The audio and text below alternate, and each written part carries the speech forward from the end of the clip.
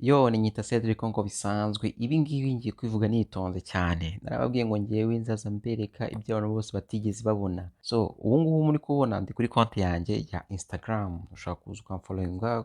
ukandikamo nyita Cedric uhita umbona ibintu ukagenda neza cyane hanyuma Facebook ninyita media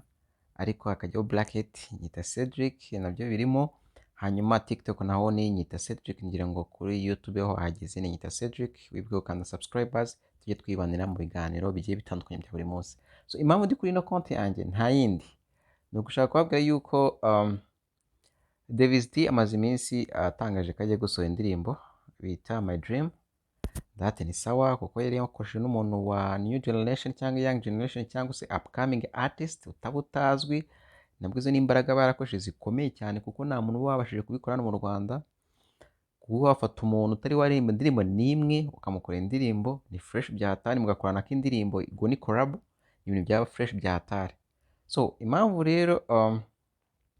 nkunze kwitangira utuntu twitwa udushishwa sometime ndabikora nkitangira udushishwa urumva so ni ukuvuga ngo ahangaha nashyizeho agashishwa mu gitondo before yuko nkabumvisha navuze ngo tayari tukaba dukoze remix n'abakongomani uri kubyumva niyo caption yanjye kunivuga ndavuga cyakoze iyi video ya Davis D na New Generation Melissa Nyarwaya mwakoze video nziza pe byahatari ko ikibazo kiracyari cya kindi akantu ko gushishura ikaratongana pe ndavuga ati mujye kureba indirimbo yitwa My Dream ya Davis D na Melissa Nyarwaya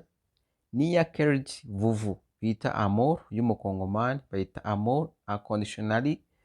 hanyuma mundebere ko bisa muraza mumbwira muri commentaire hita nandika munsi ndavuga ati mbibutse yuko this is entertainment nta rwango mba mbikoreye one love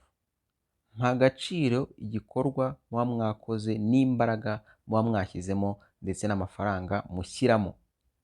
hita mvuga ati reka nisegure kuri Davis D mutabifata nabi kuko nkunda ibikorwa byanyu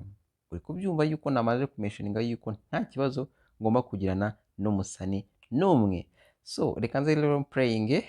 mwumve murambwira